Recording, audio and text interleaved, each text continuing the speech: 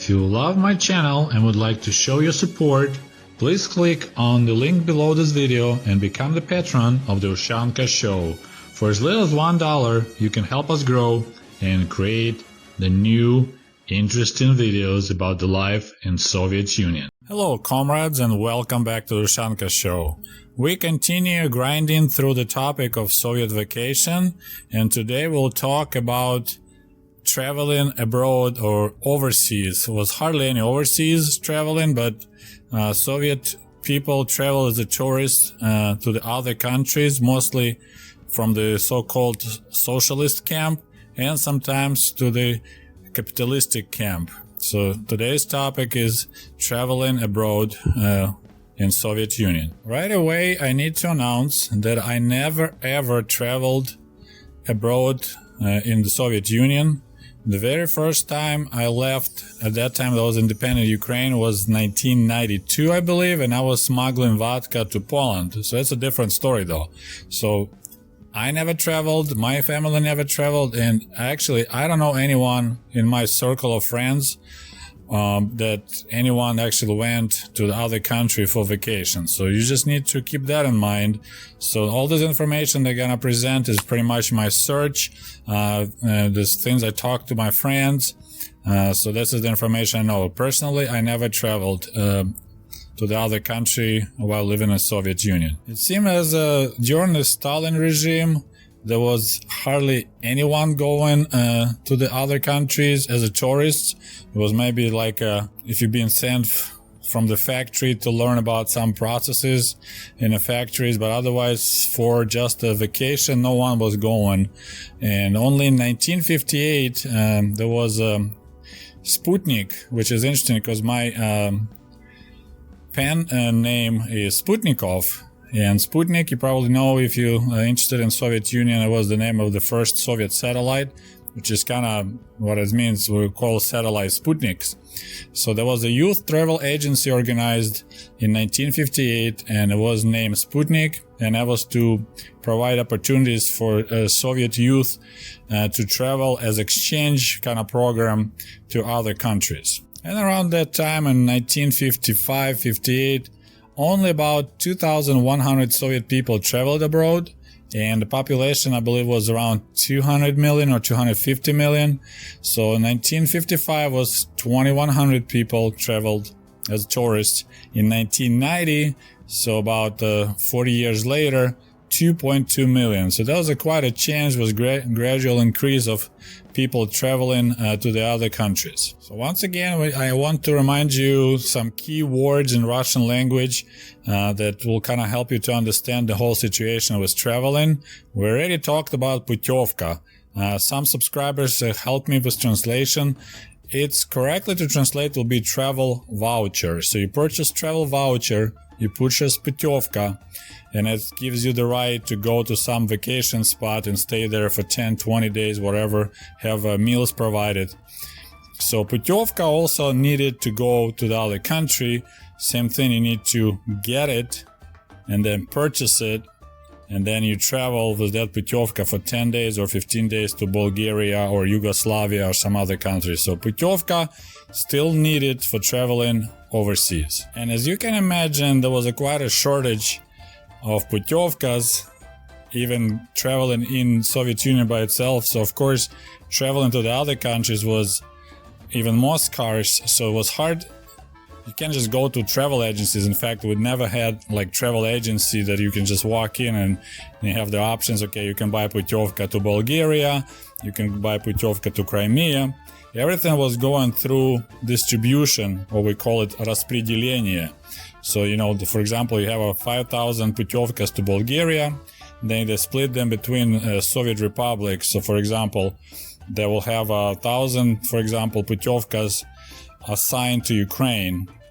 So then in Ukraine, officials will split, okay, we got, 10 regions, so every region will get 50 and Kyiv will get more, and then it goes down the chain. So then eventually it will get to some factory that say, hey, we have 2 putyovkas to Bulgaria, we need to give it to the best workers at our factory. So that's how распределение or путевка distribution worked in Soviet Union. And of course, Soviet people were still humans with their human weaknesses, and so you won't be just like a fair distribution of путевкas. When you have a really high demand and you can't jack up the price to reflect on your supply, you just need to know the right people so you can get your hands on this путевка.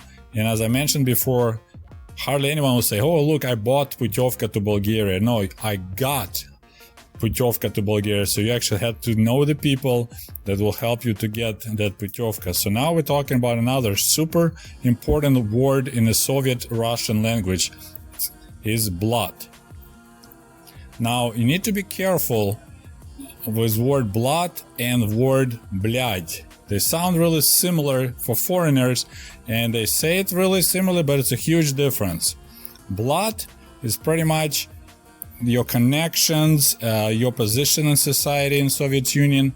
So they say, hey, he got it by blood. So he knows the right people and he managed to get something, refrigerator or путевка, something else.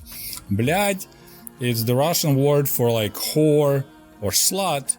And it's a really bad word as people use for cursing. If they trip or they get mad, they will say, oh, блядь. People who play World of Tanks, they probably caught it quite often. The Russian players will be yelling that блядь or suka блядь, which means, I apologize, bitch whore. So this is the word that you don't want to use, but blood was a really important word in the Soviet Russian language. Okay, so since we kind of laid the foundation about traveling abroad, now we can get a little bit into details.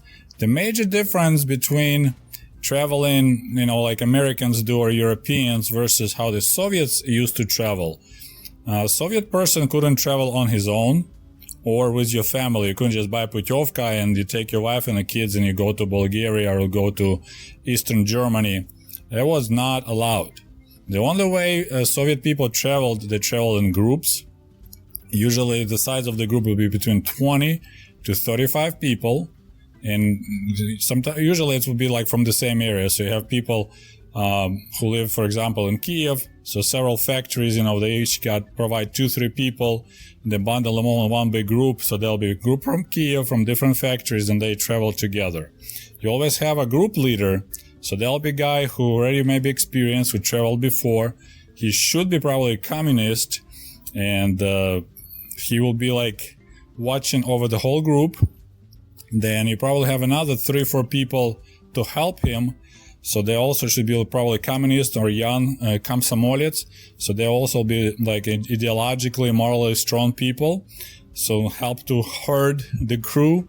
And it's possibility that there'll be so-called babysitter, nyanka in Russian. So there'll be a KGB person which will supervise everyone, including the group leader. So now we encounter another very important Soviet Russian word, заявка. So this is like, you can translate as a request. So since everything was decided by bureaucracy in Soviet Union, everything was decided through распределение, distribution, in order to get something, some kind of benefits, housing, whatever, quite often Soviet people had to write заявка, like request. Hey, my family, we just had a 3rd kid, so now we're qualified to get an apartment, skipping the waiting list, so we can get it вне очереди, without waiting, so you write заявка for that. Or, I have a health conditions due to my work, I'm writing заявка to get a путевка to some kind of spa to restore my health. So a lot of things were pushed through using заявка. So you write заявка, request that you want to travel, then we go into характеристика. Another huge word in Soviet Russian is характеристика, which you can translate as correction or outline. So this is what your boss will do, or your local labor union leader. They'll write your характеристика, your outline, what kind of person you are. So usually will be the description that this person maybe even mention where you were born and what kind of your origin. So you like from the peasant family or from workers, then you have a certain degree in education, then you work at this factory for so many years and you proved yourself as a valuable person and a worker, that you always exceed the quotas for production, that you never, acting weird, you don't come to work drunk, you respect your co-workers and the management. So this will be the long, like a printout signed by your boss at the factory, by labor leader, by local communist leader. So this is what you also needed as a part of getting permission to travel overseas. Характеристика. In addition, if you were planning to travel to not a socialist scam country, so Germany, Western Germany, Egypt, India, then you needed to fill out a separate piece of paper called Anketa Turista, tourist questionnaire. So there's another important word in a Soviet Russian is Anketa. This is where you fill the answer the questions in the form that they needed to be answered prior being approved for traveling in this case. So, and as I said, if the countries will be not a part of SEV, which is like the Union of Economical Self-Help, there was Hungary, Poland, Eastern Germany, and so Bulgaria. If you go to capitalistic countries, you also need to fill this anketa. And right now we'll go through the questions that you're supposed to answer in Anketa Turista that goes overseas. Okay, so here we're looking at the Anketa Turista, the tourist questionnaire for the person traveling overseas. First question, of course, it's your last name and your first name and father's name, отчество, which we used. Second question, did you ever change your last name or first name? And where, when, and why? Third question is your date of birth and place of birth. Number 4 is your nationality. Number 5 is your партийность. So do you belong to the party? And of course, in this will be an answer yes, and it automatically means you're a member of Communist Party, or no. Then you just беспартийный, you have no party alliance. There was no other options of being communist member or member of Communist Party or no member whatsoever. Number 6 is your education, what college or institute or university you finished and when. Number 7, did you get any взыскания? So if you did anything bad, you might get so-called взыскания, so you got lowered in your during your career climb, you might get lower position or something like that. So if you did, then why, when, what did you do, and stuff like that. Question number 8, do you speak any foreign languages and which ones? There's another thing I'll talk about more about later, that Soviet government didn't really like people with knowledge of foreign languages to travel to those countries, because then you can get information directly instead of through their own translator. So interesting question number 8. What foreign languages can you speak? Number 9. Have you ever, you or your relatives were criminally charged? If yes, of course, then when and what for what? Number 10. Have you been overseas already before? When? Where? And what was your purpose of traveling overseas? So there's another question, number 10. Have you been there before? And we're going to touch that later, because there were some unofficial limits how often they will allow you to go overseas. And number 11 is a totally amazing Soviet question. Do you have relatives abroad? Where, from what time, and what do they do? And actually you need to supply their name, last name, and how they related to you. So this is the official Anketa Turista tourist questionnaire if you wanted to go overseas into not socialist countries, so capitalistic countries or something like that. So as you see, if you want to travel overseas abroad, it's a very painful process. It was a very painful process, and we didn't finish it yet. So this is, you got your anketa filled up, you got your characteristica outline of your personality done by your local management, you got your own request. So now if you approve at your local level, like at your factory, all those papers move up next to the local Communist Party committee. So there'll be a Communist Party committee that looking at those applications in your town or in your region. After that, it moves up again, and that's why it goes to actually the whole region or right into Moscow. That has a regional committee of Communist Party that looks at the applications, and who's gonna be in that commission? KGB representative, there'll be union, party leaders, and so on. So that was a special commission just to look at the applications for people who want to travel abroad. And so that's your final decision, that you're gonna approve you or not.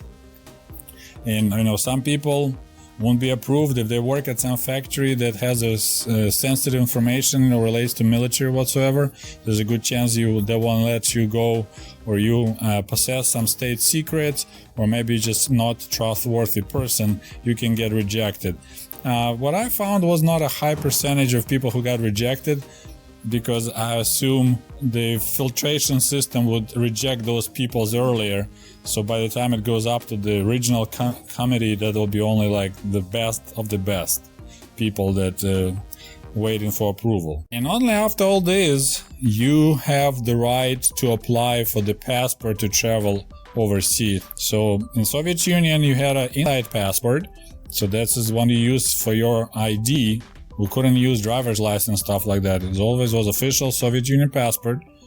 So you're a citizen of Soviet Union. But if you travel overseas, and just like in America, you have a passport for traveling abroad, so that's a different one. And only after all these approvals and that you actually manage to get hang on some putyovka, some travel voucher, then you can apply and get a passport. So this is what kind of steps you had to go through in order to get yourself as a tourist and go somewhere to see other countries. Now you may ask a question, why in the hell Soviet government will go through all this pain and will take its citizens through all this torture just because they wanted to travel overseas? Will be much easier probably just not to let anyone travel. So we're gonna talk about it in my next video. I thought I might just do one video, cover all this topic, but it's quite a few things to talk about it. So we're gonna talk in our next video about why and what was the ideal Soviet tourist and other things, cost and different trips. We're gonna cover it in our next video. Well, thank you for watching. As always, please don't forget to like this video, and we will talk to you later. До свидания. Goodbye.